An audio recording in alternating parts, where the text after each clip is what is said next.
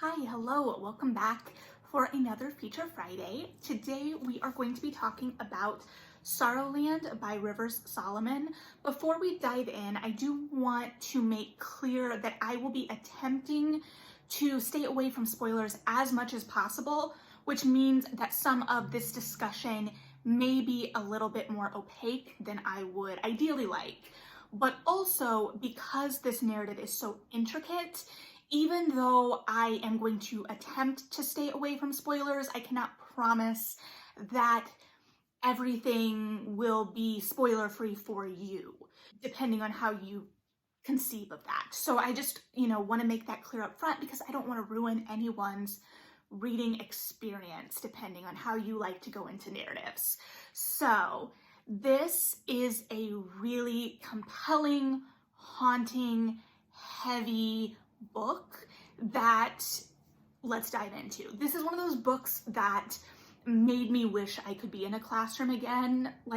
Yes, I think that this would be an excellent book club book too, but I really wanted to be able to pick it apart and look at its insides in a way that I haven't really found outside of a classroom setting. So the book starts off with our protagonist Vern giving birth in the woods.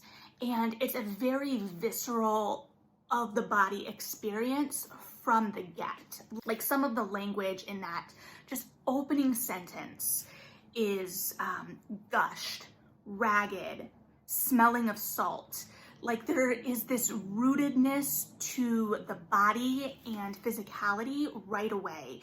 And I think that that's one of the real strengths of this narrative, is that it is so grounded in, I don't know how to explain it other than of the body. It doesn't shy away from the physical and realities of the body and the physical of the body, especially in that survival realm.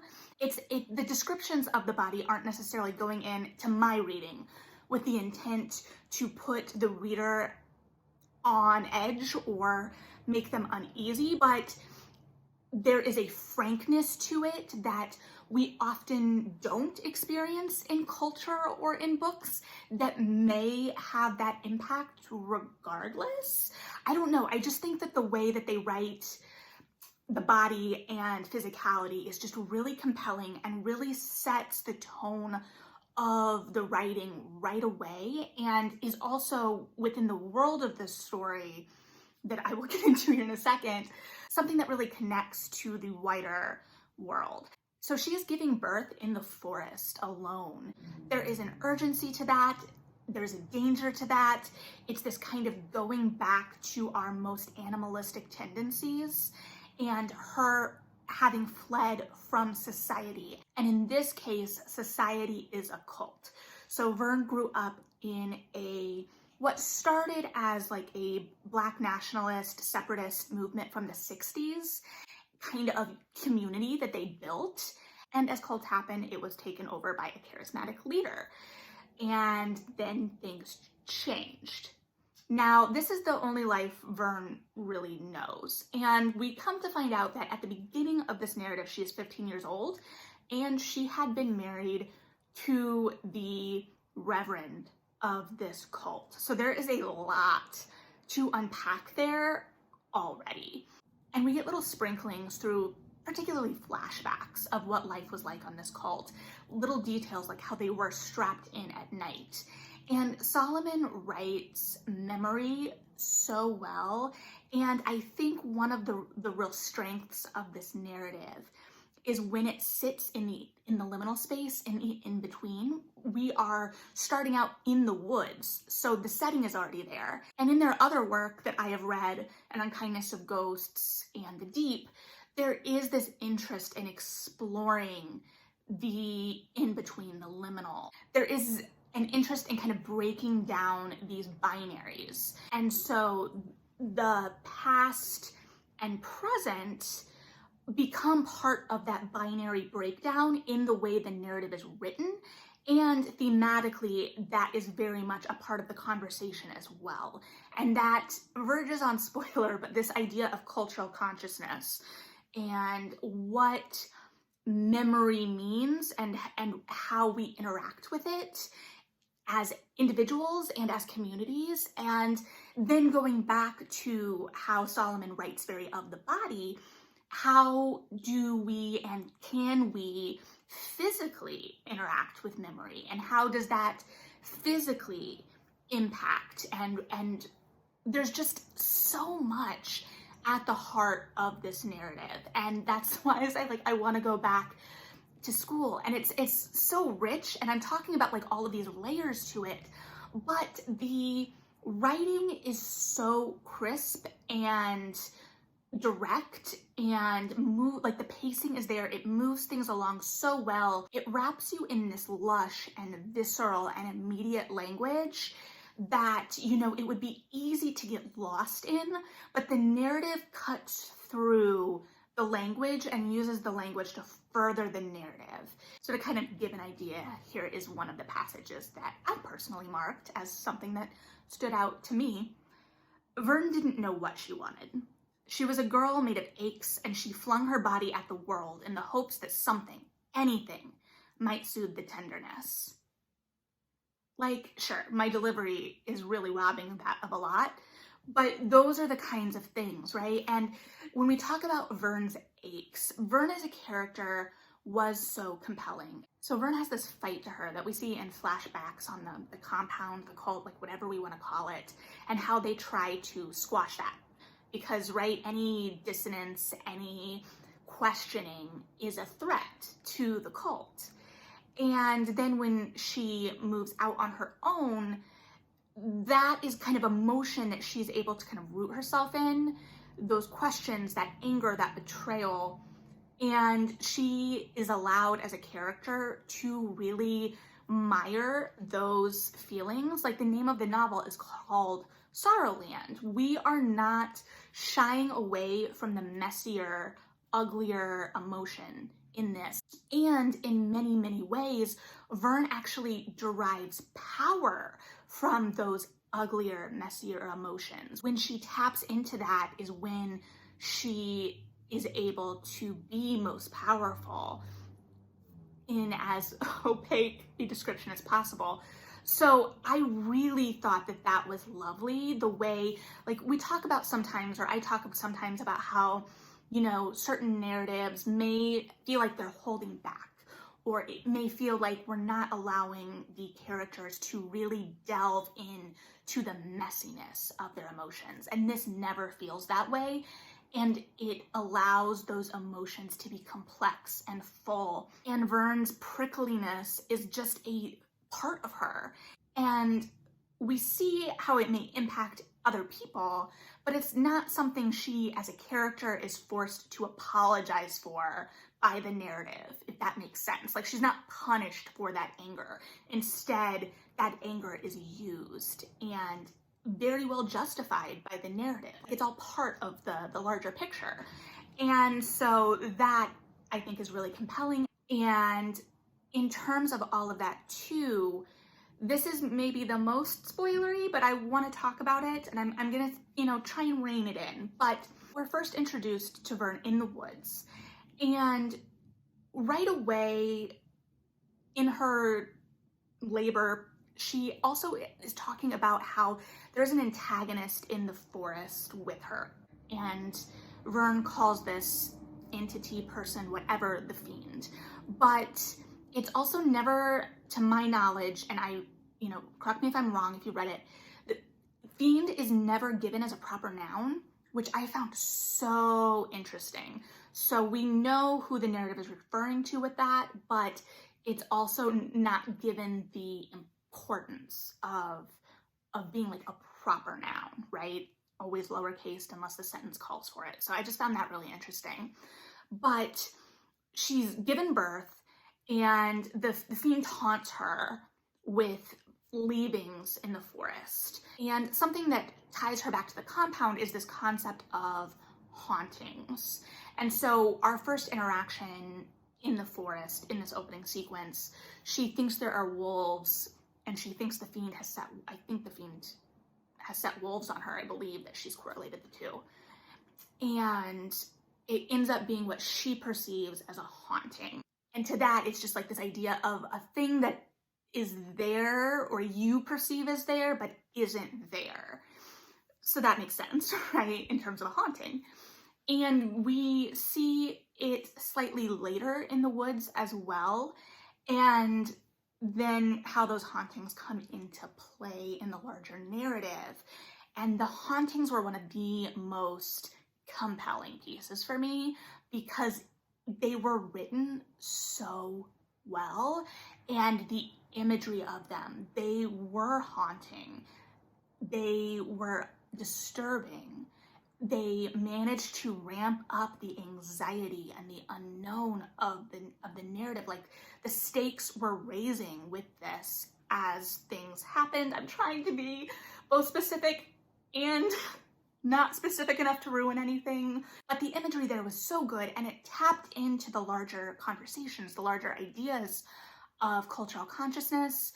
It plays into the larger themes and like storyline of the book. And there are things I don't want to spoil, but in terms of like read-alikes or recommendations without trying to spoil anything, if you liked Mexican Gothic or Lakewood, I think this would be right up your alley for many reasons. But the hauntings were, I hesitate to say my favorite part because they were rooted in trauma and a lot of really disturbing things, but I think that they displayed Solomon's craft to its utmost. Where I, as a reader, was occasionally a little drawn out of the book, and this is a little spoilery too, I apologize, I'm really trying. There is a part where Vern decides that she needs to leave the wood, and she goes searching for an old friend that escaped, Lucy, and this requires her to leave the wood and kind of rejoin society. And she has her children, because she had twins, Feral and Howling, with her. And this is like the middle chunk of the novel, but years have passed since the start of the novel. So time jumps are handled really smoothly. And again, because we're in that liminal space of the woods, that's an easy thing to kind of, I'm not saying easy as in to downplay the skill of the time jump, but that's, you know, the kind of place where you can kind of smooth over time, right? So they're leaving this liminal space and going into society. And we've got two children that are like 3-4 years old and have only known life in the woods with their mother.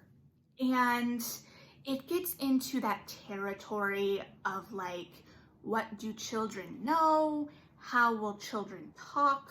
And it's hard because this book isn't one where I'm going in like, yes, everything has to be super literal and realistic, because that's the opposite of both the book and what I expected of the book. And honestly, it wouldn't have mattered what I personally expected, because the book is the book. But I have a friend who pointed out to me, I don't know, almost a decade ago now, what is time, that, you know, just like that idea of like the child that knows too much or talks too old for them. And this was like a little bit of that. And I think of anywhere in the novel that it lagged a little bit during this like travel section for me personally, because it felt like very similar conversations or discoveries that were being had, if that made sense.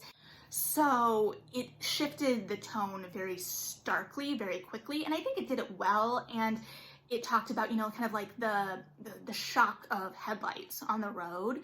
And so it kind of jarred our characters at the same time it was jarring us as readers. So everything was purposeful. That was just like how I was personally responding to it. I don't know, if you've read this and you enjoyed that kind of like discovery of, you know, what does the outside world look like to someone who has never interacted with the outside world, that's also, you know, something that can be really compelling. It's just like, okay, what is this? So this book centers a lot of real life horrors and forces the reader to confront those horrors head on in a very personal way, and makes some kind of abstract horrors very tangible and real, while still also making it odd and almost like body horror-ish